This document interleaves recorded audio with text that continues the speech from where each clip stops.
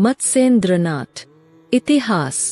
नाथ संप्रदाय का सनातन धर्म के अनुसार एक प्राचीन इतिहास रहा है, जिसका कहीं भी बहुत ही कम उल्लेख किया है, क्योंकि वैष्णव ब्राह्मण ने नाथ इतिहास को लोगों से छुपाया। नाथ समाज के लोग सिद्ध महापुरुष और वीर लोग होते थे, परम तपस्वी ज्ञानी, कल का भी रुख मोड़ देने वाले ऐसे तपस्वी होते थे। क्या मैं अपने मुख से कोई वचन कह देते तो वह सत्य बन जाती थी, इतना तेज उनकी वाणी में होता था। जब राजा महाराजाओं के यहाँ संतान नहीं होती थी तो ऐसे तपस्वी जोगी सन्यासियों के आशीर्वाद से संतान का सुख भोग पाते थे। उन्हीं में से प्रसिद्ध हुए नाथ मत्स्येंद्रनाथ जी है। 1. मत्स्येंद्रनाथ कौन थे? मत्स्येंद्रनाथ ही शिव के बाद नाथ संप्रदाय के पहले संस्थापक व पहले नाथ है। मत्स्येंद्रनाथ, जिन्हें मत्स्येंद्र, मच्छिंद्रनाथ, मीनानाथ और मिनपा के नाम से भी जाना जाता है, कई बौद्ध और हिंदू परंपराओं में एक संत और योगी थे। उन्हें हठ योग का और इसके कुछ शुरुआती ग्रंथों का लेखक माना जाता है। उन्हें शिव से शिक्षा प्राप्त करने के बाद नाथ संप्रदाय के संस्थापक के रूप में भी जाना जाता है। वह कौला शैव धर्म से जुड़ा हुआ है। वह 84 महासिद्धों में से एक है और गोरक्षनाथ के गुरु माने जाते हैं, जो शुरुआती हठ योग में एक और ज्ञात व्यक्ति थे। उन्हें हिंदुओं और बौद्धों दोनों द्वारा सम्मानित किया जाता है और उन्हें अवलोकितेश्वर का अवतार माना जाता है। तमिलनाडु की सिद्ध परंपरा में मत्स्येंद्रनाथ को प्राचीन काल के नवनाथों में से एक माना जाता है और उन्हें मचामुनि के नाम से भी जाना जाता है। तमिलनाडु में काशी विश्वनाथ मंदिर उनकी जीव समाधि का घर है। 2. मत्स्येंद्रनाथ का जन्म कैसे हुआ था? मत्स्येंद्रनाथ का जन्म एक अशुभ नक्षत्र में हुआ था। इसने उसके माता पिता को शिशु को समुद्र में फेंकने के लिए बाध्य किया। तब उस समुद्र में शिशु को एक मछली ने निगल लिया, जहां वह कई वर्षों तक रहा। मछली तैरकर समुद्र के तल पर पहुंच गई, जहां शिव अपनी पत्नी पार्वती को योग के रहस्य बता रहे थे। योग के रहस्यों को सुनने के बाद मत्स्येंद्रनाथ ने मछली के पेट के अंदर योग साधना का अभ्यास करना शुरू कर दिया। 12 वर्षों के बाद वह एक प्रबुद्ध सिद्ध के रूप में उभरा। इस घटना से उनका नाम मछलियों के भगवान के रूप में दिया गया है। मत्स्येंद्रनाथ ने एक मछली के रूप में जन्म लिया और शिव द्वारा उन्हें सिद्ध में बदल दिया गया। 3. मत्स्येंद्रनाथ का प्रमुख मंदिर कहाँ स्थित है? मच्छिंद्रनाथ मंदिर, जिसे बुंगा मंदिर के नाम से भी जाना जाता है। इस मंदिर के 4 अच्छी तरह से तैयार किए गए लकड़ी के दरवाजों में से प्रत्येक पर 2 शेरों की आकृतियां बनी हुई है, जबकि मंदिर के चारों कोनों पर खयाह नामक यति जैसी आकृति बनी हुई है। मत्स्येंद्रनाथ की मूर्ति साल के 6 महीने इसी मंदिर में बिताती है। बुंगामाटी गांव नेपाल में काठमांडू शहर से 10 किलोमीटर की दूरी पर स्थित एक पारंपरिक नेवास शहर है। मत्स्येंद्रनाथ का मंदिर इस गांव के केंद्र में स्थित है और इसे उनके दूसरे घर के रूप में जाना जाता है। 4. मत्स्येंद्रनाथ को बारिश के देवता के रूप में क्यों पूजा जाता है? जब गोरक्षनाथ नेपाल में आए तो उन्होंने सभी वर्षा करने वाले नागों को पकड़ लिया और स्थानीय लोगों से निराश होने के बाद ध्यान करना शुरू कर दिया, क्योंकि उन्होंने उनके अनुरोध पर उन्हें कोई भिक्षा नहीं दी थी। नतीजतन लोगों को लंबे समय तक सूखे का सामना करना पड़ा। पाटन के राजा ने अपने सलाहकारों की सलाह पर गोरक्षनाथ के गुरु मत्स्येंद्रनाथ को पाटन आमंत्रित किए। जब गोरक्षनाथ को पता चला कि उनके गुरु पाटन में है, तो उन्होंने वर्षा करने वाले नागों को छोड़ दिया और उनसे मिलने गए। जैसे ही वर्षा करने वाले नागों को मुक्त किया गया, पाटन में फिर से हर साल भरपूर बारिश होने लगी।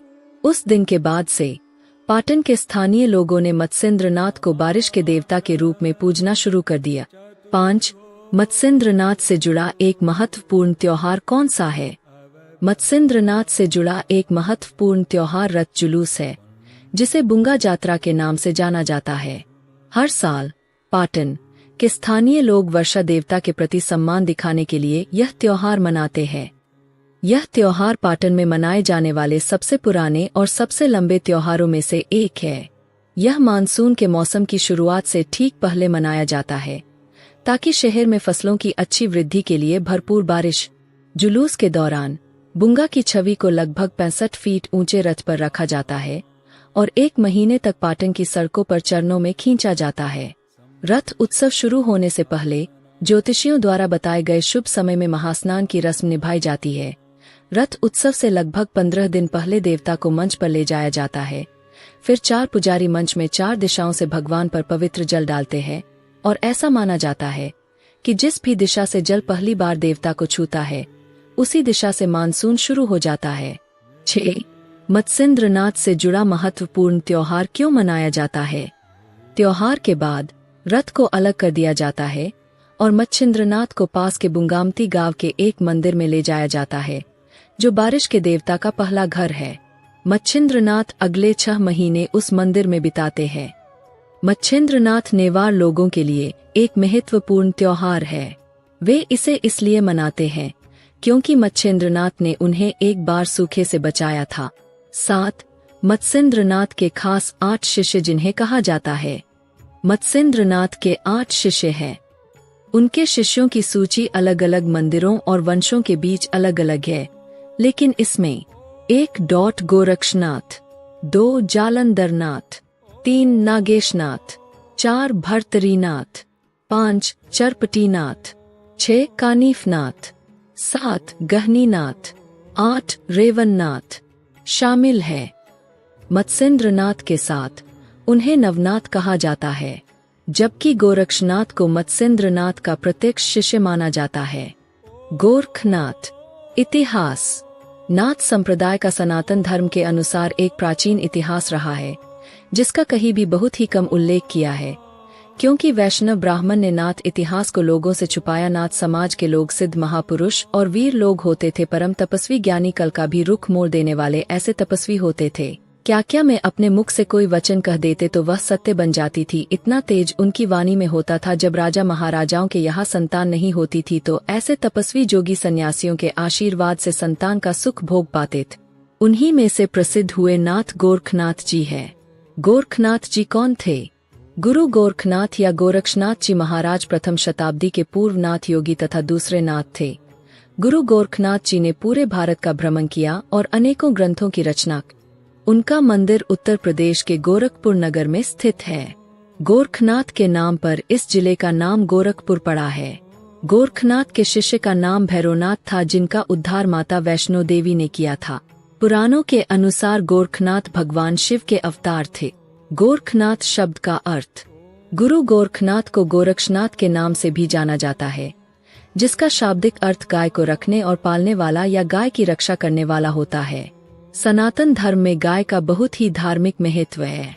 मान्यता है कि गाय के शरीर में सभी 33 कोटि देवी देवता निवास करते हैं। भारतीय संस्कृति में गाय को माता के रूप में पूजा जाता है।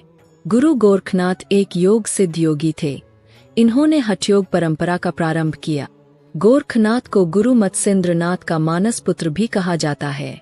गुरु गोरक्षनाथ जी का एक स्थान उच्चे टीले गोगामेड़ी राजस्थान हनुमानगढ़ जिले में भी है। इनकी मड़ी सोमनाथ ज्योतिर्लिंग के नजदीक वेरावल में है। इनके 12.5 पंथ होते हैं। गोरखनाथ जी का जन्म किस प्रकार हुआ? मान्यता के अनुसार एक बार गुरु मत्स्येंद्रनाथ भिक्षा मांगने एक गांव गए।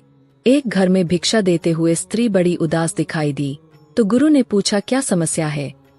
स्त्री बोली, मेरी कोई संतान नहीं है। उस स्त्री को परेशान देख गुरु मत्स्येंद्रनाथ ने उसको मंत्र पढ़कर एक चुटकी भभूत दी और पुत्र प्राप्ति का आशीर्वाद देकर चले गए। लगभग 12 साल के बाद गुरु मत्स्येंद्रनाथ उसी गांव में फिर से आए और उस स्त्री के घर पहुँचे। दरवाजे के बाहर से आवाज लगाकर स्त्री को बुलाया और कहा, अब तो पुत्र 12 साल का हो गया होगा। असलियत में वह स्त्री गुरु मत्स्येंद्रनाथ की सिद्धियों से अनजान थी, इसलिए उसने गुरु मत्स्येंद्रनाथ द्वारा दी भभूत को खाने की बजाय गोबर में फेंक दिया था। गुरु मत्स्येंद्रनाथ की सिद्धि इतनी प्रबल थी कि भभूत बेकार नहीं जाती थी। स्त्री घबरा गई और सारी बात बताई कि मैंने भभूत को गोबर में फेंक दिया था। गुरु मत्स्येंद्रनाथ ने कहा, वह स्थान दिखाओ। वहां जाकर देखा तो एक गाय गोबर से भरे एक गड्ढे के ऊपर खड़ी है और अपना दूध उस गड्ढे में झलका रही है। तब गुरु ने उस स्थान पर बालक को आवाज लगा। गुरु मत्स्येंद्रनाथ की आवाज से उस गोबर वाली जगह से एक 12 वर्ष का सुंदर आकर्षक बालक बाहर निकला और हाथ जोड़कर गुरु मत्स्येंद्रनाथ के सामने खड़ा हो गए। इस प्रकार बाबा गोरखनाथ का जन्म स्त्री के गर्भ से नहीं, बल्कि गोबर और गो द्वारा की जाने वाली रक्षा से हुआ था, इसलिए इनका नाम गोरक्ष पड़ा। इस बालक को गुरु मत्स्येंद्रनाथ अपने साथ लेकर चले गए और आगे चलकर यही बालक गुरु गोरखनाथ बने। गोरक्षनाथ ने ही नाथ योग की परंपरा शुरू की और आज हम जितने भी आसन, प्राणायाम, षटकर्म, मुद्रा, नादानुसंधान या कुंडलिनी आदि योग साधनाओं की बात करते हैं, सब इन्हीं की देन है। नेपाल के गोरखा लोगों का गोरखा नाम गुरु गोरखनाथ जी के नाम से संबंध किस प्रकार रखता है? नेपाल के गोरखा लोगों का गोरखा नाम गुरु गोरखनाथ जी के नाम से ही संबंध रखता है। नेपाल में एक जिला है गोरखा, उस जिले का नाम गोरखा भी इन्हीं के नाम से पड़ा। गुरु गोरखनाथ सबसे पहले यही दिखे थे। गोरखा जिला में एक गुफा है जहां गोरखनाथ का पगचिन्ह है और उनकी एक मूर्ति भी है। भारत ही नहीं, नेपाल में भी गोरखा नाम से एक जिला है। गुरु गोरखनाथ ने यहाँ डेरा डाला था, जिस वजह से इस जगह का नाम गोरखनाथ के नाम पर पड़ गया तथा यहाँ के लोग गोरखा जाति के कहलाए। गोरखनाथ का संबंध कालबेलिया के लोगों से किस तरह जुड़ा है? नाथ संप्रदाय के संस्थापक गोरखनाथ अपनी जादुई शक्तियों के लिए जाने जाते थे। जब उनके शिष्यों ने उनकी परीक्षा ली तो गुरु ने उनसे कहा कि वे जो भी मांगेंगे वह उसे प्रकट कर सकते हैं। उनके एक करीबी शिष्य कनिप ने विष का कटोरा मांगा, यह सोचकर कि गुरु गोरखनाथ इसे प्राप्त नहीं कर पाएंगे, लेकिन गुरु ने अपने शिष्य को आश्चर्यचकित कर दिया और उसे एक सांप का जहर भेंट किया। तब गुरु ने उसे निर्देश दिया कि उस समय से कनिप और उसके अनुयायी इस जानवर से जुड़े रहेंगे और सांपों की रक्षा करना उनकी जिम्मेदारी होगी। इस अनुभव से विनम्र होकर कनिप ने गोरखनाथ के वचनों का पालन किया और इस तरह जोगी नाथ समुदाय या कालबेलिया, जैसा कि वे लोकप्रिय रूप से जाने जाते हैं, अस्तित्व में आए। यह पौराणिक घटना कालबेलिया लोगों के सपेरों, सांप पकड़ने वालों और विष व्यापारियों के रूप में पारंपरिक व्यवसाय की भी व्याख्या करती है। गोरखनाथ मंदिर कहाँ स्थित है तथा यहाँ का प्रसिद्ध मेला? गोरखनाथ मंदिर उत्तर प्रदेश के गोरखपुर नगर में स्थित है। बाबा गोरखनाथ के नाम पर इस जिले का नाम गोरखपुर पड़ा है। गोरखनाथ मंदिर के वर्तमान महंत श्री बाबा योगी आदित्यनाथ जी है, जो अपनी जाति त्याग कर नाथ जोगी बन गए, जो वर्तमान में उत्तर प्रदेश के मुख्यमंत्री भी है। मकर संक्रांति के अवसर पर यहाँ एक माह चलने वाला विशाल मेला लगता है, जो खिचड़ी मेला के नाम से प्रसिद्ध है। हिंदू धर्म, दर्शन, अध्यात्म और साधना के अंतर्गत विभिन्न संप्रदायों और मतांतरों में नाथ संप्रदाय का प्रमुख स्थान है। संपूर्ण देश में फैले नाथ संप्रदाय के विभिन्न मंदिरों तथा मठों की देख रेख यहीं से होती है। गोरखनाथ मंदिर का निर्माण किस प्रकार हुआ? गोरखनाथ मंदिर गोरखपुर में अनवरत योग साधना का क्रम प्राचीन काल से चलता रहा है। ज्वाला देवी के स्थान से परिभ्रमण करते हुए गोरक्षनाथ जी ने आकर भगवती राप्ती के तटवर्ती क्षेत्र में तपस्या की थी और उसी स्थान पर अपनी दिव्य समाधि लगाई थी, जहां वर्तमान में श्री गोरखनाथ मंदिर स्थित है। नाथ योगी संप्रदाय के महान प्रवर्तक ने अपनी अलौकिक आध्यात्मिक गरिमा से इस स्थान को पवित्र किया था। आथ योगेश्वर गोरखनाथ के पुण्य स्थल के कारण इस स्थान का नाम गोरखपुर पड़ा। मंदिर का निर्माण बाद में हुआ। रोट उत्सव क्या होता है? नेपाल के गोरखा नामक जिला में एक गुफा है, जिसके बारे में कहा जाता है कि गुरु गोरखनाथ ने यहाँ तपस्या की थी। आज भी उस गुफा में गुरु गोरखनाथ के पगचिन्ह मौजूद है, साथ ही उनकी एक मूर्ति भी है। इस स्थल पर गुरु गोरखनाथ के स्मृति में प्रतिवर्ष वैशाख पूर्णिमा को एक उत्सव का आयोजन होता है, जिसे बड़े ही हर्षोल्लास के साथ मनाया जाता है। इस उत्सव को रोट उत्सव के नाम से जाना जाता है। गोरखनाथ की महिमा कहाँ तक प्रसिद्ध है? आज भी बड़ी संख्या में लोग गुरु गोरखनाथ के प्रति अटूट विश्वास और आस्था रखते हैं, और यह श्रद्धा सिर्फ भारत तक ही सीमित नहीं है, बल्कि पूरे नेपाल और पाकिस्तान के कुछ भागों में भी लोग बाबा गोरखनाथ के मंदिरों में पूजा अर्चना करते हैं। खिचड़ी या मकर संक्रांति के पर्व पर गोरखपुर के प्रसिद्ध गोरखनाथ मंदिर में लाखों की संख्या में श्रद्धालु लाखों की संख्या में खिचड़ी का चढ़ाव चढ़ाते हैं। नाथ संप्रदाय के प्रवर्तक गुरु गोरखनाथ जी के बारे में पुराणों में तो उल्लेख मिलता ही है, साथ ही परंपराओं, जनश्रुतियों, लोक कथाओं आदि में भी गोरखनाथ बाबा का उल्लेख खूब मिलता है। यह लोक कथाएं भारत के साथ साथ काबुल, सिंध, बलोचिस्तान, नेपाल, भूटान आदि देशों में भी प्रसिद्ध है। गुरु गोरखनाथ ने भारत से बाहर नेपाल, भूटान, अफगानिस्तान, मक्कामदीना इत्यादि जगहों तक लोगों को दीक्षित किया था और नाथ साहित्य के माध्यम से लोगों को शिक्षित भी किया था। गुरु गोरक्षनाथ जी ने अपनी रचनाओं में तपस्या, स्वाध्याय और ईश्वर उपासना को अधिक महत्व दिया है, साथ ही हठ योग का भी उपदेश दिए। गुरु गोरखनाथ समाधि गुरु गोरखनाथ के नाम पर उत्तर प्रदेश में गोरखपुर नगर है। गुरु गोरखनाथ ने यहीं पर अपनी समाधि ली थी। गोरखपुर में बाबा गोरखनाथ का एक भव्य और प्रसिद्ध मंदिर है। इस मंदिर पर मुगल काल में कई बार हमले हुए और इसे तोड़ा गया, लेकिन हर बार यह मंदिर गोरखनाथ जी के आशीर्वाद से अपने पूरे गौरव के साथ खड़ा हो जाता है। बाद में नाथ संप्रदाय के साधुओं द्वारा सैन्य टुकड़ी बनाकर इस मंदिर की दिन रात रक्षा की गई। जालंधर नाथ का इतिहास। नाथ संप्रदाय का सनातन धर्म के अनुसार एक प्राचीन इतिहास रहा है, जिसका कहीं भी बहुत ही कम उल्लेख किया है, क्योंकि वैष्णव ब्राह्मण ने नाथ इतिहास को लोगों से छुपाया। नाथ समाज के लोग सिद्ध महापुरुष और वीर लोग होते थे, परम तपस्वी ज्ञानी, कल का भी रुख मोड़ देने वाले ऐसे तपस्वी होते थे। क्या मैं अपने मुख से कोई वचन कह देते तो वह सत्य बन जाती थी। इतना तेज उनकी वाणी में होता था। जब राजा महाराजाओं के यहाँ संतान नहीं होती थी तो ऐसे तपस्वी जोगी सन्यासियों के आशीर्वाद से संतान का सुख भोग पाते थे। उन्हीं में से प्रसिद्ध हुए नाथ जालंधर नाथ जी है। जालंधर नाथ कौन है? जालंधर नाथ संप्रदाय के प्रमुख संत थे और इनकी गिनती नवनाथों में होती है और तीसरे नाथ है। उन्हें मत्स्येंद्र नाथ का समकालीन और गुरुभाई माना जाता है।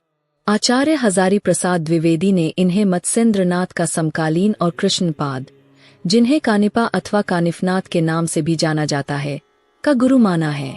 साथ ही यह भी माना है कि इनकी साधना पद्धति मत्स्येंद्र नाथ और गोरखनाथ की पद्धति से भिन्न थी। जालंधर नाथ को कुछ लोग दत्तात्रेय का शिष्य मानते हैं। साथ ही यह भी बताया जाता है कि इन्होंने अपने शिष्य कृष्णपाद के साथ कापालिक संप्रदाय की स्थापना की थी। जालंधर नाथ लोगों के बीच किस रूप में विख्यात हुए? जालंधर नाथ को महासिद्ध योगी और शिव के प्रत्यक्ष शिष्य के रूप में जाना जाता है। कुछ लोग कहते हैं कि वह स्वयं हाइवा था जो कब्रिस्तान में पड़े एक शव में घुस गया था। इसके अलावा उन्हें अलग अलग परंपराओं में जालंधरीपा, हद्दीपाद, हॉलीपैड, जालंधरपाद आदि नामों से जाना जाता है। वह संचरण की दो वंशावली में दिखाई देते हैं, हिंदू धर्म की शैवनाथ परंपरा और तिब्बत की तांत्रिक बौद्ध परंपरा। उनका नाम पारंपरिक रूप से जालंधर बंद के अभ्यास और हेवज्र तंत्र के आविष्कार से जुड़ा हुआ है। उन्हें कुछ पुस्तकों के लेखक के रूप में जाना जाता है। वह तांत्रिक योग के एक महान अभ्यासी थे और उन्होंने अपने अभ्यास के माध्यम से चमत्कारी योग शक्तियां और जीवन और मृत्यु पर नियंत्रण हासिल कर लिया था। जालंधर नाथ का जन्म कहाँ व कैसे हुआ? जालंधर नाथ का जीवन कैसे था? तिब्बती परंपरा के अनुसार उनका जन्म नागरभोग नामक गांव में एक ब्राह्मण परिवार में हुआ था। छोटी उम्र से ही वह संसार की दुनिया, सांसारिक अस्तित्व की दुनिया से निराश थे। एक बार वे श्मशान भूमि पर बैठे हुए थे और जीवन की अनित्यता के बारे में सोच रहे थे। उसी समय एक डाकिनी उनके पास आई, जिसने उनसे कहा कि व्यक्ति को अपना मन शुद्ध और स्वच्छ रखना चाहिए। उन्होंने उन्हें योग के महान पद की दीक्षा दी, जिसके द्वारा मुक्ति प्राप्त होती है और अलौकिक शक्तियां प्राप्त होती है। उन्होंने इसे हेवज्र तंत्र मार्ग कहा। उनके मार्गदर्शन में वह कठिन साधना में लीन हो गए।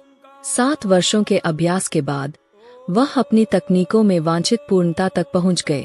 उन्होंने योग और धर्म के प्रचार के लिए भारत में व्यापक यात्राएं की और देश के कई स्थान उनके नाम से जुड़े हुए हैं। जालंधर नाथ को सिद्धि किस तरह प्राप्त हुई? एक बार जालंधर नाथ ने स्वर्ग से एक आवाज सुनी, जिसने उसे उद्यान के पास जाने और वहां ध्यान करने के लिए कहा। केवल वहीं उसे वांछित सिद्धियां प्राप्त होंगी। इसलिए वह उद्यान के पास गए।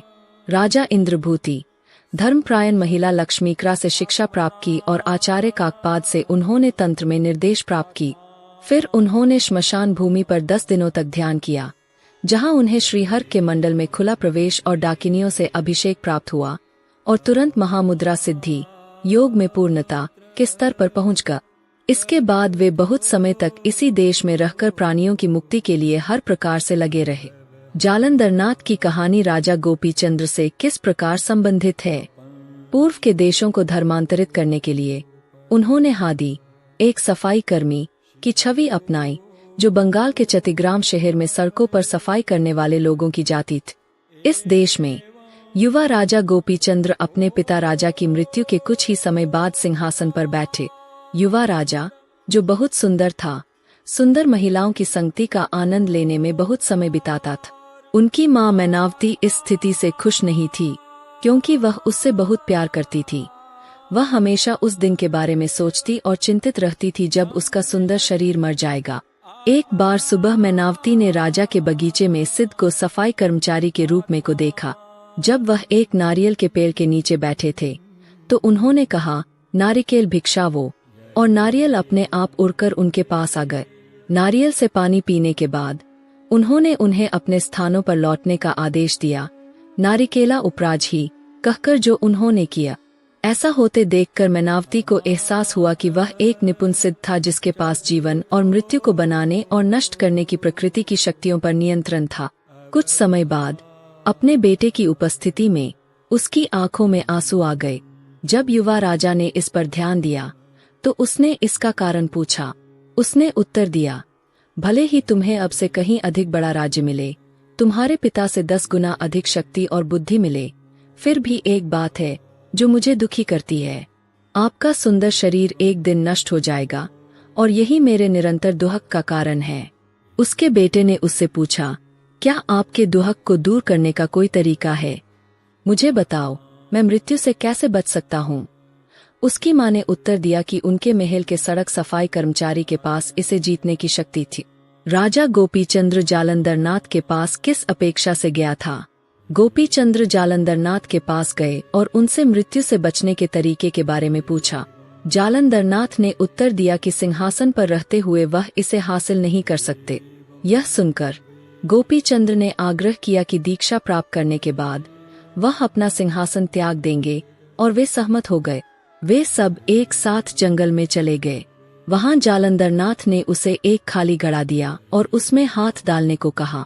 जब गोपीचंद्र ने ऐसा किया तो जालंधरनाथ ने उनसे पूछा, अब मुझे जल्दी बताओ कि वहां क्या था? चूंकि राजा को कुछ नहीं मिला, उन्होंने उत्तर दिया, कुछ नहीं। जिसके बाद जालंधरनाथ ने उन्हें बताया कि अमरता ऐसी ही होती है। इस तरह के पाठ से असंतुष्ट होकर राजा ने उसे 3 बार और अमरता के बारे में सिखाने के लिए कहा, और हर बार यह प्रक्रिया दोहराई गई और उसे वही उत्तर मिला। अंत में गोपीचंद्र ने खुद पर नियंत्रण खो दिया और जालंधरनाथ को एक जादूगर समझकर उसे एक कुएं में डालने और कांटों के साथ हाथी और घोड़े के गोबर से ढकने का आदेश दिए, तथा बाद में जालंधरनाथ ने अपनी कल्पना और मन को निर्देशित स्थिति में लाया और 7 वर्षों तक अभ्यास किए। 7वें वर्ष में वह वांछित पूर्णता तक पहुंच गए। उन्होंने अपने स्वयं के दोहे निर्देशों के गीत की रचना की और मानवता के उत्थान के लिए अनगिनत कर्म करने के बाद वह और उनके 300 शिष्य शून्य खेचरी भूमि में प्रवेश कर गए। नागेशनाथ। नागेशनाथ का इतिहास। नाथ संप्रदाय का सनातन धर्म के अनुसार एक प्राचीन इतिहास रहा है, जिसका कहीं भी बहुत ही कम उल्लेख किया है। क्योंकि वैष्णव ब्राह्मण ने नाथ इतिहास को लोगों से छुपाया। नाथ समाज के लोग सिद्ध महापुरुष और वीर लोग होते थे, परम तपस्वी ज्ञानी, कल का भी रुख मोड़ देने वाले ऐसे तपस्वी होते थे। क्या मैं अपने मुख से कोई वचन कह देते तो वह सत्य बन जाती थी। इतना तेज उनकी वाणी में होता था। जब राजा महाराजाओं के यहाँ संतान नहीं होती थी तो ऐसे तपस्वी जोगी सन्यासियों के आशीर्वाद से संतान का सुख भोग पाते थे। उन्हीं में से प्रसिद्ध हुए नागेशनाथ जी है। नागेशनाथ कौन थे? नागेशनाथ नाथ संप्रदाय में प्रसिद्ध एक प्रमुख नाथ योगी और रससिद्ध चौथे सिद्धनाथ है। नाथ संप्रदाय में उन्हें नागनाथ या नागार्जुन के नाम से जाना जाता है। नवनाथ भक्तिसार नामक पुस्तक में उन्हें नारायण का अवतार कहकर अविरहोत्र कहा गया है। उनका नाम सिद्धों की सूची में आता है। इन सभी सूचियों में उन्हें नागार्जुन, नागनाथ कहा गया है। नागनाथ को नागवंशी भी कहा जाता है। नागेशनाथ का चित्रण कैसा है? उन्होंने नाग योग और तंत्र के रहस्यों को उजागर किया और अपने अनुयायियों को सिखाए। नवनाथों ने योग की विभिन्न विधाओं को विकसित किया और अपने शिष्यों को सिखाए। नागनाथ उलसूर सोमेश्वर मंदिर में 9 नवनाथ राहतों में से तीसरे प्रतिनिधित्व को संदर्भित करता है। भैरवनाथ के बगल में एक कुंडलित नाग पर आराम की मुद्रा में बैठे हैं, जिसका फन खुला हुआ है। तपस्वी ने एक मोटा हार पहना हुआ है, जिसमें से एक काफी बड़ी वस्तु लटक रही है। संभवतः वह हिरण का सींग है। उनके बाएं कंधे पर एक गोल बटुआ बंधा हुआ है। उनके लंबे कानों से लटकी हुई बड़ी बालियां उनके कंधों पर टिकी हुई है। उलसूर सोमेश्वर मंदिर में अर्धमंडप की दक्षिणी दीवार पर विशाल ताबूत के साथ विभिन्न मुद्राओं में नवनाथों जैसे नागनाथ के चित्रण पाए गए हैं, जो कामंडल, दंड, छड़ी आदि जैसी विशेषताओं को धारण किए हुए है। पूर्व से पश्चिम तक नाथों की 9 मूर्तियां क्रम में दिखाई देती है। नागेशनाथ किन धर्मों से जुड़े हुए थे? ये 9 संत नवनाथ संप्रदाय 9 गुरुओं की वंशावल का आधार बनते हैं। उन्हें सामूहिक रूप से और व्यक्तिगत रूप से भी पूजा जाता है। 9 शिक्षक जैसे नागनाथ इस परंपरा या परंपरा में महान शिक्षकों के प्रतिनिधि माने जाते हैं। हिंदू धर्म, जैन धर्म, सिख धर्म और बौद्ध धर्म जैसे भारतीय मूल के धर्मों में शिक्षकों और शिष्यों का एक उत्तराधिकार है। नागनाथ को आविर्होत्र नारायण का अवतार भी माना जाता है, जो 9 नारायणों नवनारायण में से एक है। नागनाथ का तात्पर्य 84 सिद्धाचार्यों में से एक से है, जिनका उल्लेख विभिन्न स्रोतों में सहजिया तंत्रवाद, कीमिया, नाथ संप्रदाय और भारतीय उपमहाद्वीप और हिमालय में प्रभाव रखने वाली अन्य परंपराओं के प्रतिनिधि शिक्षकों के रूप में किया गया है। इनमें से कई महासिद्ध जैसे नागनाथ ऐतिहासिक व्यक्ति थे।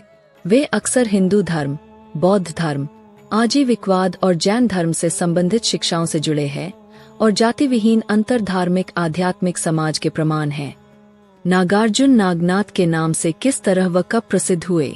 प्रसिद्ध नागार्जुन ने आंध्र प्रदेश में श्री पर्वत पर अपनी राजशाला स्थापित की थी। तेलुगु भाषा की पुस्तक नवनाथ चरित्रमु में भी यह उल्लेख है कि नागार्जुन के शिष्य आत्रेय ने श्री पर्वत पर पाताल गंगा के पास एक गुफा में एक राजशाला स्थापित की थी और उनकी महत्वाकांक्षा पूरे श्री पर्वत को सोने में परिवर्तित करने की थी। कुल मिलाकर 9वीं-10वीं शताब्दी के प्रसिद्ध नागार्जुन ही बाद में नवनाथों के बीच नागनाथ के नाम से जाने गए। महाराष्ट्र के कुछ मंदिरों में नागनाथ के चरित्र को किस तरह दिखाया गया है? महाराष्ट्र में कुछ मंदिरों पर नागाओं के साथ कुछ योगियों को भी दिखाया गया है। ये मूर्तियां नागनाथ की होंगी, क्योंकि इन मूर्तियों के साथ साथ कुछ स्थानों पर मत्स्येंद्रनाथ तथा अन्य नाथ योगियों की मूर्तियां भी उकेरी हुई दिखाई देती है। इन मूर्तियों में उन्हें आमतौर पर सांपों, कर्णकुंडलों, बाजूबंधों, कंठहारों, कंगनों के साथ चित्रित किया गया है। उनकी छवियां तिब्बत में सिद्धों के चित्रों में भी पाई जाती है। भर्तरीनाथ। भर्तरीनाथ का इतिहास। नाथ संप्रदाय का सनातन धर्म के अनुसार एक प्राचीन इतिहास रहा है, जिसका कहीं भी बहुत ही कम उल्लेख किया है, क्योंकि वैष्णव ब्राह्मण ने नाथ इतिहास को लोगों से छुपाया। नाथ समाज के लोग सिद्ध महापुरुष और वीर लोग होते थे, परम तपस्वी ज्ञानी कल का भी रुख मोड़ देने वाले ऐसे तपस्वी होते थे। क्या मैं अपने मुख से कोई वचन कह देते तो वह सत्य बन जाती थी। इतना तेज उनकी वाणी में होता था। जब राजा महाराजाओं के यहाँ संतान नहीं होती थी तो ऐसे तपस्वी जोगी सन्यासियों के आशीर्वाद से संतान का सुख भोग पाते थे। उन्हीं में से प्रसिद्ध हुए भर्तरीनाथ जी है। 1. भर्तरीनाथ कौन थे? भारतीय ऐतिहासिक लोक कथाओं में राजा भर्तृहरि बहुत प्रसिद्ध है। भर्तृहरि या संस्कृत के महान कवि भर्तृहरि को गोरख वंश के योगियों में गिना जाता है। इनकी कहानियां बंगाल, बिहार, उत्तर प्रदेश, हरियाणा, पंजाब, छत्तीसगढ़, राजस्थान में लोकप्रिय है। छत्तीसगढ़ राज्य में रामायण, महाभारत, श्रीमद् भागवत गीता की तरह ही भर्तृहरि चरित्र भी काफी प्रचलित है। भर्तरीनाथ संस्कृत के एक महान कवि और नीतिकार थे। वे गुरु गोरखनाथ के शिष्य थे और वैराग्य धारण कर चुके थे, इसलिए इन्हें बाबा भर्तृहरि के नाम से भी जाना जाता है। भर्तरीनाथ ने नाथ संप्रदाय के अंदर ही दसनामी संप्रदाय की शुरुआत की थी। इनका एक लोक प्रचलित नाम बाबा भर्तृहरि भी है। इन्होंने सुंदर और रसपूर्ण भाषा में नीति, वैराग्य तथा श्रृंगार जैसे गूढ़ विषयों पर शतक काव्य लिखे हैं। इस शतकत्रय के अतिरिक्त वाक्यपदीय नामक एक उच्च श्रेणी का व्याकरण ग्रंथ भी इनके नाम पर प्रसिद्ध है। वह 5वें प्रसिद्ध नाथ थे। 2. भर्तरीनाथ कहाँ के राजा थे? राजा भर्तरीनाथ 550 ईशूने से पूर्व हम लोगों के बीच आए थे। भर्तरीनाथ उज्जैनी के राजा थे। ये विक्रमादित्य उपाधि धारण करने वाले चंद्रगुप्त द्वितीय के बड़े भाई थे। इनके पिता का नाम चंद्रसेन था, पत्नी का नाम पिंगला था, जिसे वे अत्यंत प्रेम करते थे। ऐसा कहा जाता है कि नाथपंथ के वैराग्य नामक उपपंथ के यही प्रवर्तक थे। चीनी यात्री इत्सिंग के अनुसार इन्होंने बौद्ध धर्म ग्रहण किया था, परंतु अन्य सूत्रों के अनुसार ये अद्वैत वेदांताचार्य थे। 2. राजा भर्तरीनाथ संसार के मार्ग को छोड़कर तपस्या में लीन क्यों हुए? इसके पीछे के 2 अनसुने रहस्य। 1. पहला रहस्य, राजा भर्तरीनाथ अपनी पत्नी पिंगला के साथ जंगल में शिकार खेलने के लिए गए हुए थे। वहां काफी समय तक भटकते रहने के बाद भी उन्हें कोई शिकार नहीं मिला। निराश पति पत्नी जब घर लौट रहे थे, तभी रास्ते में उन्हें हिरणों का एक झुंड दिखाई दिए, जिसके आगे एक मृग चल रहा था। भर्तरीनाथ ने उस पर प्रहार करना चाहा, तभी पिंगला ने उन्हें रोकते हुए अनुरोध किया कि महाराज, यह मृगराज 700 हिरनियों का पति और पालन करता है, इसलिए आप उसका शिकार न करें। भर्तरीनाथ ने पत्नी की बात नहीं मानी और हिरण को मार डाला, जिससे वह मरणासन होकर भूमि पर गिर पड़ा। प्राण छोड़ते छोड़ते हिरण ने राजा भर्तरीनाथ से कहा, तुमने यह ठीक नहीं किया, अब जो मैं कहता हूँ उसका पालन करो।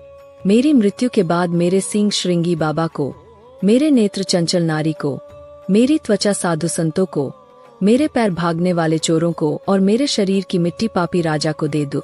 हिरण की करुणामयी बातें सुनकर भर्तरीनाथ का हृदय द्रवित हो उठा। हिरण का कलेवर घोड़े पर लाद कर वह मार्ग में चलने लगे। रास्ते में उनकी मुलाकात बाबा गोरखनाथ से हुई। भर्तरीनाथ ने इस घटना से अवगत कराते हुए उनसे हिरण को जीवित करने की प्रार्थना की। इस पर बाबा गोरखनाथ ने कहा, एक शर्त पर इसे जीवनदान दे सकता हूँ कि इसके जीवित हो जाने पर तुम्हें मेरा शिष्य बनना पड़ेगा। राजा ने गोरखनाथ की बात मान ली। दूसरा रहस्य। एक बार राजा भर्तरीनाथ के दरबार में एक साधु आया तथा राजा के प्रति श्रद्धा प्रदर्शित करते हुए उन्हें एक अमर फल प्रदान किए। इस फल को खाकर राजा या कोई भी व्यक्ति अमर हो सकता था। राजा ने इस फल को अपनी प्रिय रानी पिंगला को खाने के लिए दे दिया, किंतु रानी ने उसे स्वयं खाकर अपने एक प्रिय सेनानायक को दे दिया जिसका संबंध राजनर्तिकी से था। उसने भी फल को स्वयं खाकर उसे उस राजनर्तिकी को दे दिए। इस प्रकार यह अमर फल राजनर्तिकी के पास पहुंच गए। फल को पाकर उस राजनर्तिकी ने इसे राजा को देने का विचार किया।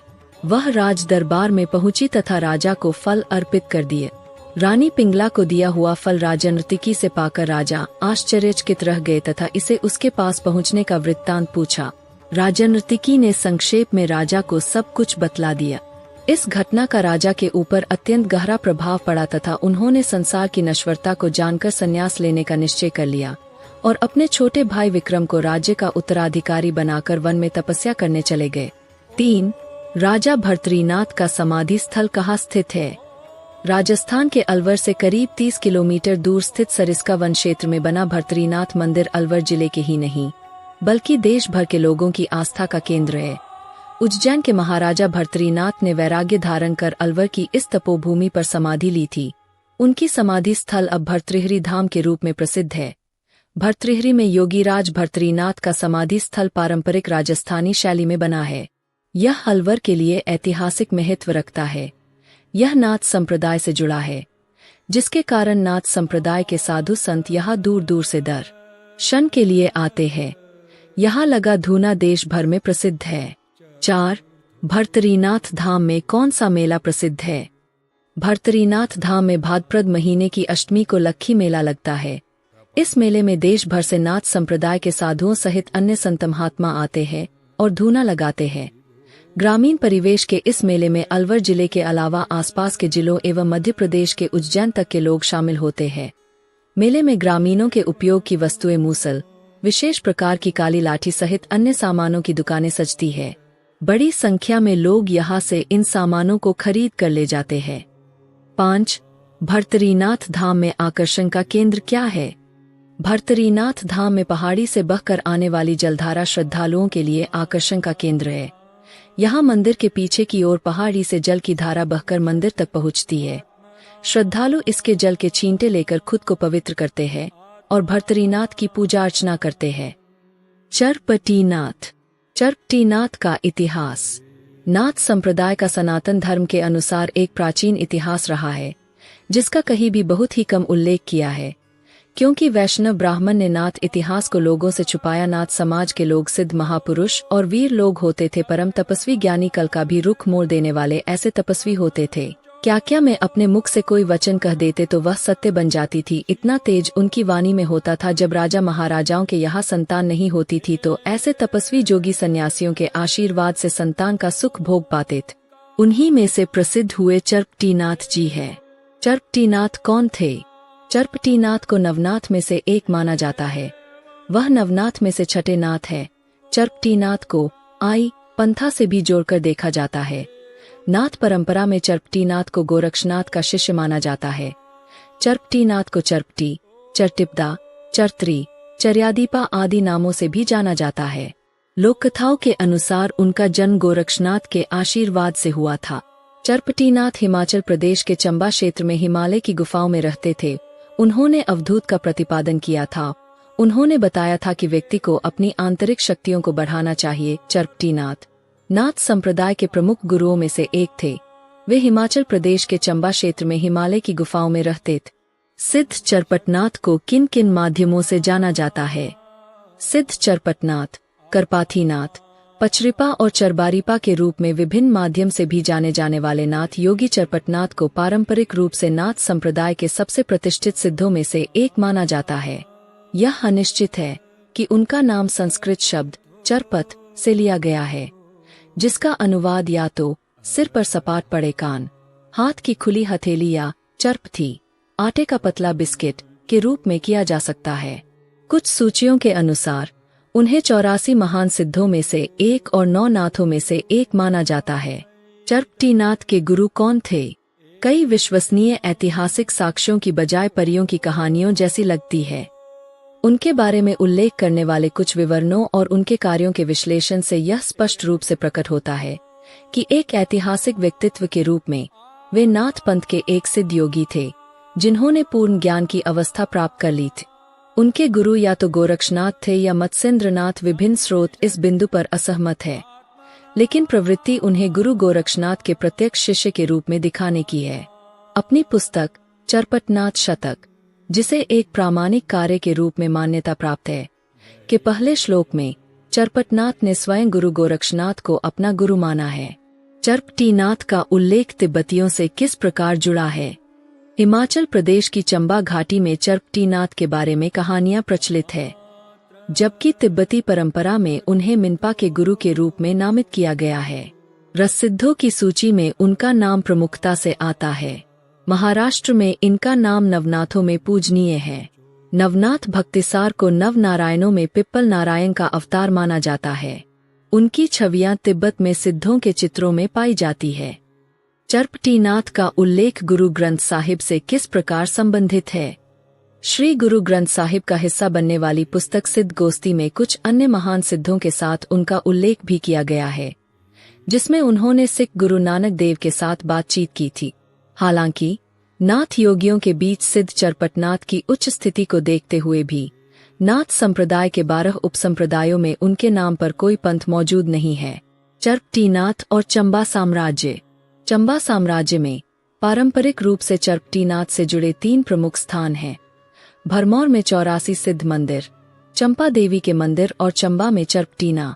स्थानीय किंवदंती के अनुसार चरपटनाथ और अष्ट सिद्ध भरमौर आए, जो राज्य की पुरानी राजधानी थी, जब राजा साहिल वर्मन इसके शासक थे। आधुनिक भरमौर समकालीन चंबा से 70 किलोमीटर की दूरी पर स्थित है। निःसंतान राजा से प्रसन्न होकर सिद्धों ने उन्हें 10 पुत्र और 1 पुत्री होने का आशीर्वाद दिए। किंवदंती के अनुसार यह चरपटीनाथ ही थे जिन्होंने वास्तव में राजा को आशीर्वाद दिया, जिन्होंने बाद में उन्हें अपना गुरु स्वीकार कर लिए। कनीफनाथ। इतिहास।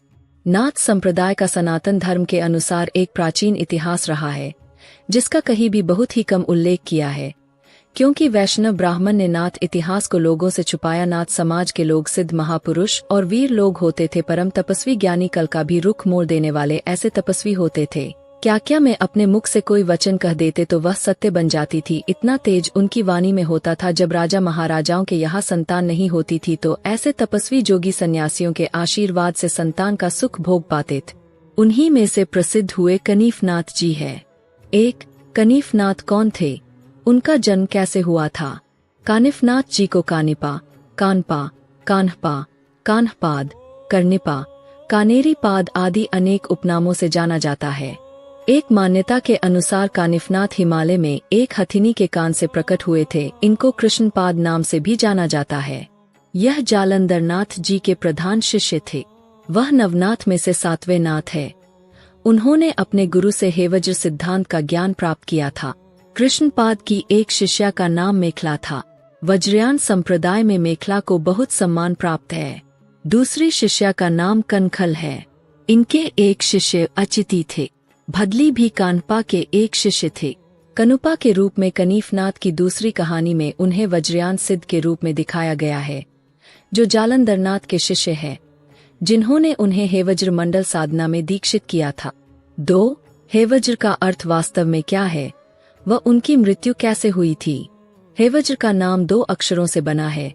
हे का अर्थ है करुणा, जो पुरुष पहलू को दर्शाता है, और वज्र का अर्थ है ज्ञान, जो स्त्री पहलू है, जो मिलकर मायावी दुनिया से परे का मार्ग प्रदान करते हैं।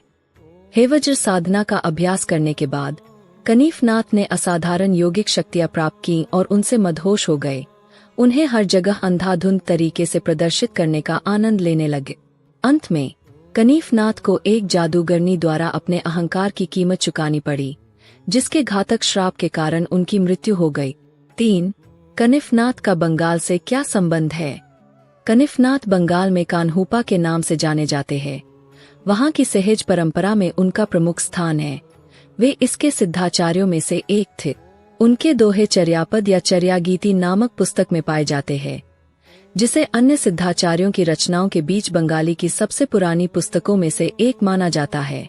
चर्यागीति में शामिल 50 दोहों में से 12 कान्हूपा द्वारा रचित थे। इन दोहों को व्यापक रूप से उनके द्वारा मूल और व्यक्तिगत रूप से लिखे गए और उनकी शिक्षाओं के विभिन्न पहलुओं को व्यक्त करने वाले दोहों के रूप में स्वीकार किया जाता है। रहस्यमय गीतों के रूप में उनकी रचनाएं वहां लोकप्रिय हुईं और जनता द्वारा व्यापक रूप से गाई गई। उन सिद्धाचार्यों ने बंगाली भक्ति कविता के बाद के विकास में काफी प्रभाव डाला और उन्हें बंगाली भाषा के पहले लेखकों के रूप में मान्यता मिली। 4. कनीफनाथ ने किसके द्वारा व कौन से नए पंथ की स्थापना की थी। जब जालंधरनाथ उज्जैन के कुएं में बंद थे, उन्हें गोरखनाथ और मत्स्येंद्रनाथ की मदद से बचाया गया था। उनके शिष्य कनीफनाथ ने अपने शिक्षक की जगह महंत के रूप में पदभार संभाला। बाद में उन्होंने एक पंथ की स्थापना की जो गोपीचंद्र के वंश में आया, जिन्हें सिद्ध सांगरी के नाम से भी जाना जाता है, जो 84 सिद्धों में से एक बने। गोपीचंद्र को एक पंथ के नाम के रूप में माना जाता है। गोपीचंद्र को कनीफनाथ और जालंधरनाथ दोनों का शिष्य भी माना जाता है। कहा जाता है कि कालबेलिया उनके भी शिष्य थे। इस वंश में सेपाल भी शामिल है, जो सांप रखते हैं। इस प्रभाग में कुछ लोग कुंडल नामक बड़ी अंगूठियां पहनते हैं, जिन्हें कनफटा कहते हैं। अन्य लोग उन्हें कानों की लोलियों में पहनते हैं। 5. जालंधरनाथ ने कनीफनाथ को क्या उपदेश दिया था। कनीफनाथ अपने 3000 शिष्यों के साथ सालपुत्रा नामक बस्ती में पहुंचे। वहां उन्होंने अपने शिष्यों को शहर के बाहर शिविर में रहने के लिए छोड़ दिया। उन्हें अपने गुरु द्वारा एक बुनकर से उन्नत साधना अभ्यास सीखने का निर्देश दिया गया था। उन्होंने एक घर ढूंढ निकाला जहां एक बुनकर रहता था।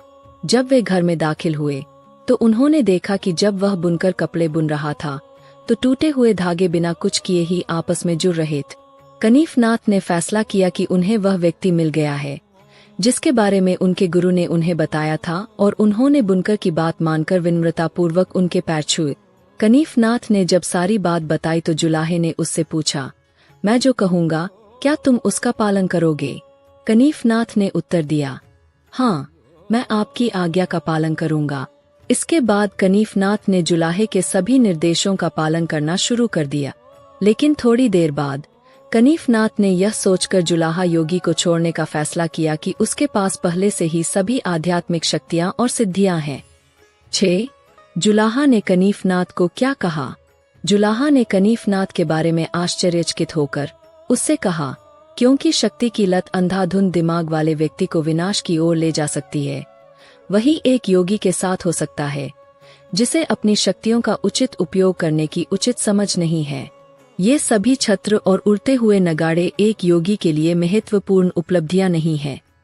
आप जाने की तैयारी कर रहे हैं, लेकिन आपने वह कार्य पूरा नहीं किया है जिसके लिए आप यहाँ आए थे, और आपकी नैतिक स्थिति अभी भी सही नहीं है। मेरे साथ यहाँ रहो और अपनी साधना पूरी करो, जैसा कि गुरु जालंधरनाथ ने आपको बताया था। 7. कनीफनाथ को एक लड़की ने श्राप क्यों दिया था। कनीफनाथ रुकने या राजी होने को तैयार नहीं थे, इसलिए वे सोमापुरी के पास एक जंगल में चले गए। उन्होंने एक सेब का पेड़ देखा जिसके नीचे एक लड़की बैठी थी। उन्होंने उससे कुछ फल देने का अनुरोध किया, जिसे उसने अस्वीकार कर दिया। फिर वे कुछ देर तक पेड़ को देखते रहे और सारे फल जमीन पर गिर गए। तुरंत लड़की ने पेड़ की ओर देखा और सारे फल वापस अपनी जगह पर आ गए।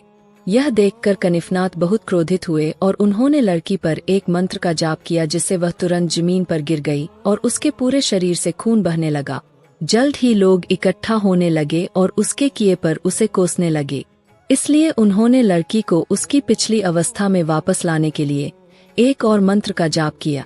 लेकिन ऐसा करते समय वे अपनी सुरक्षा के लिए एक मंत्र का जाप करना भूल गए।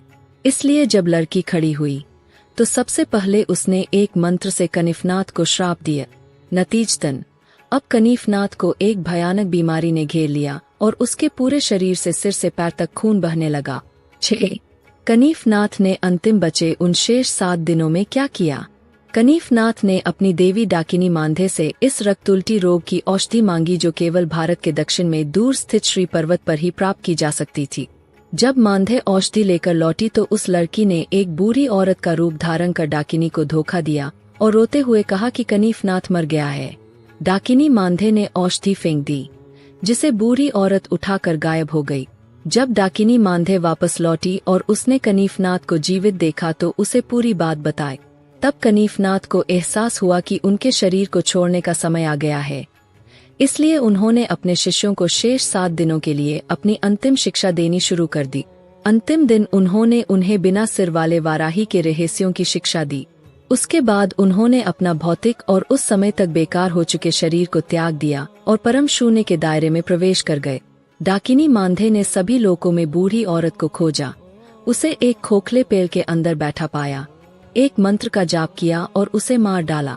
इतिहास नाथ संप्रदाय का सनातन धर्म के अनुसार एक प्राचीन इतिहास रहा है, जिसका कहीं भी बहुत ही कम उल्लेख किया है, क्योंकि वैष्णव ब्राह्मण ने नाथ इतिहास को लोगों से छुपाया। नाथ समाज के लोग सिद्ध महापुरुष और वीर लोग होते थे, परम तपस्वी ज्ञानी, कल का भी रुख मोड़ देने वाले ऐसे तपस्वी होते थे। क्या मैं अपने मुख से कोई वचन कह देते तो वह सत्य बन जाती थी। इतना तेज उनकी वाणी में होता था। जब राजा महाराजाओं के यहाँ संतान नहीं होती थी तो ऐसे तपस्वी जोगी सन्यासियों के आशीर्वाद से संतान का सुख भोग पाते थे। उन्हीं में से प्रसिद्ध हुए गहनीनाथ जी है। गहनीनाथ जी कौन थे? गहनीनाथ, जिन्हें बाबा गणिनाथ और बाबा गणिनाथ जी महाराज भी कहा जाता है, एक हिंदू संत और लोक देवता थे, जिन्हें भारत में हलवाई और कानू समुदाय के कुलदेवता, सामुदायिक देवता या कुलगुरु के रूप में पूजा जाता है। उनके उपासक उन्हें भगवान शिव का अवतार मानते हैं और वह 8वें नाथ है। गहनीनाथ जन्म कहाँ हुआ था? बाबा गहनीनाथ का जन्म मनसाराम के घर हुआ था। वे कानू साहू परिवार से थे, जो महनार अब बिहार के वैशाली जिले में गंगा नदी के तट पर रहते थे। उन्होंने बचपन से ही चमत्कार दिखाना शुरू कर दिया था। उनके चमत्कारों को देखकर लोगों ने शिव की स्तुति की और उनका नाम गहनीनाथ रखा गया। गहनीनाथ का विवाह व संतान संवत 1024 में उन्होंने विक्रमशिला विश्वविद्यालय में प्रवेश लिया और तपस्या और योग के साथ 8 सिद्धियों और 9 निधियों में महारत हासिल की। उनका विवाह चंदेल राजा धंग की बेटी खेमा से हुआ था।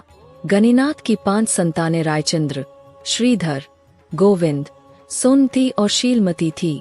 गहनीनाथ जी के पवित्र मेले का आयोजन। गणिनाथ जी का मेला प्रतिवर्ष आयोजित किया जाता है और इसकी स्थापना मदेशिया वैश्य महासभा द्वारा लगभग 85 वर्ष पहले की गई थी। पहले यह मेला बिहार के वैशाली जिले के महनार में आयोजित किया जाता था, जहां गणिनाथ मंदिर और देवता गंगा में बह गए थे। अब यह मेला वैशाली जिले के हाजीपुर के पास बिद्दुपुर में कृष्ण जन्माष्टमी अगस्त महीने में के ठीक बाद अगले शनिवार को मनाया जाता है। गहनीनाथ अवतार किस तरह हुआ था? 1. बच्चों ने गोरखनाथ से क्या बनाने को कहा था? एक दिन गोरक्षनाथ बैठे हुए संजीवनी मंत्र का जाप कर रहे थे। मच्छिंद्रनाथ आसपास नहीं थे, वह वहां अकेला बैठा था। तभी गांव के बच्चे खेलते हुए उसके पास पहुंचे। बच्चे मिट्टी के गोले से एक दूसरे के साथ खेल रहे थे। उन्होंने गोरक्ष से मिट्टी की गाड़ी चलाने के लिए कहा, लेकिन जब उसने उन्हें बताया कि वह गाड़ी नहीं चला सकता, तो लड़कों ने इसे स्वयं करना शुरू कर दिया। उन्होंने मिट्टी की एक गाड़ी बनाई। बच्चों ने सोचा कि रथ पर सवारी करने के लिए एक सारथी होना चाहिए, इसलिए वह मिट्टी की मूर्ति बनाने लगे, लेकिन उन्हें सफलता नहीं मिली। इसलिए वह गोरक्षनाथ से मिट्टी की मूर्ति बनाने की प्रार्थना करने लगे। गोरखनाथ ने उनका अनुरोध स्वीकार कर लिया और मिट्टी से मूर्ति बनाना शुरू कर दिया। 2. गोरखनाथ ने जब मूर्ति का निर्माण आरंभ किया, यह संकेत कि गोरक्षनाथ मिट्टी की मूर्ति बनाएंगे कि गहिनीनाथ अवतार बनेंगे आदि पहले से तय थे। उसी के तहत उनकी मूर्ति बनाने की बुद्धि जागी। नवनारायणों में करभंजन को इस मिट्टी की मूर्ति से अवतरित होना था, इसलिए गोरक्ष मूर्ति बनाने में काफी बुद्धिमान थे। उस समय मुख से संजीवनी मंत्र का जाप हो रहा था। संपूर्ण प्रतिमा निर्मित होने की संधि देखकर करभंजना ने उसमें प्रवेश किया। फिर हड्डियां, त्वचा, मांस, रक्त आदि सब एक मनुष्य की दीप्तिमान मूर्ति बन गए। फिर वह रोने लगा। यह आवाज आसपास के बच्चों ने सुनी। बच्चों ने इस तरह चिल्लाना शुरू कर दिया और तुरंत सभी लोग डर के मारे भाग गए। जैसे ही रास्ते में उन्हें मच्छिंद्रनाथ मिले, उन्होंने लड़के से पूछा कि वह क्यों डर रहा है और चिल्लाकर इतनी तेजी से भागा और उससे कहा कि डरो मां। फिर बच्चों ने प्रतिमा का पाठ सुनाए। 3. गोरखनाथ ने मच्छिंद्रनाथ को सच बताया। बच्चों की बात सुनकर मच्छिंद्रनाथ आश्चर्यचकित रह गए और उन्होंने सोचा कि उन्हें यह चमत्कार अपनी आंखों से देखना चाहिए और उन्होंने बच्चों को अपने पास बैठाया और सारा विवरण पूछा। बच्चों ने दूर से ही मच्छिंद्रनाथ को वह स्थान दिखा दिया था। वहां से उसे एक लड़के की आवाज सुनाई दी। तब मच्छिंद्रनाथ को एहसास हुआ कि यह करभंजन नारायण का अवतार था। उन्होंने बच्चे को उठाया और रास्ते पर चलने लगे। हालांकि गोरक्षनाथ ने मूर्ति बनाई, लेकिन वह आसपास दिखाई नहीं दिए। इसलिए मच्छिंद्रनाथ बच्चे को ले जाते समय गोरक्षनाथ को पुकारते रह। गुरु की पुकार सुनकर गोरक्ष जहाँ एक घर में छुपे हुए थे निकल आए, लेकिन मच्छिंद्र की गोद में बच्चे को देखकर उन्हें डर भी लग रहा था। उसने गुरु के पास जाने की हिम्मत नहीं की। मच्छिंद्रनाथ समझ गए कि यह देखकर गोरक्ष को भय हो गया है। फिर उसने बच्चे को कपड़े में लपेटा और ग्वाले के पास जाकर कहा, यह एक मनुष्य है और वह नवनारायणों में से एक नारायण का अवतार है। फिर जब गोरक्ष ने भी सच बताया कि क्या हुआ था, तो मच्छिंद्रनाथ यह सुनकर प्रसन्न हुए। इस प्रकार एक बालक रूप में गहनीनाथ का अवतार हुआ। गहनीनाथ जी ने समाधि किस प्रकार ली? यवनों से समाज को मुक्त कराने के लिए उन्होंने एक सेना का गठन किया, जिसका नेतृत्व उनके पुत्र रायचंद्र और श्रीधर ने किया। भीषण युद्ध में यवनों की हार हुई। यवनों के नेता सरदार लाल खां बाबा गणिनाथ से प्रभावित होकर उनके शिष्य बन गए और जीवन भर उनकी सेवा की। बाबा गणिनाथ महाराज और माता खेमा ने हाजीपुर के पलवैया धाम सभी हलवाई, कानू और मधेशिया समुदाय के लिए पूजा केंद्र में एक साथ समाधि ले ली। रेवन्नाथ। इतिहास।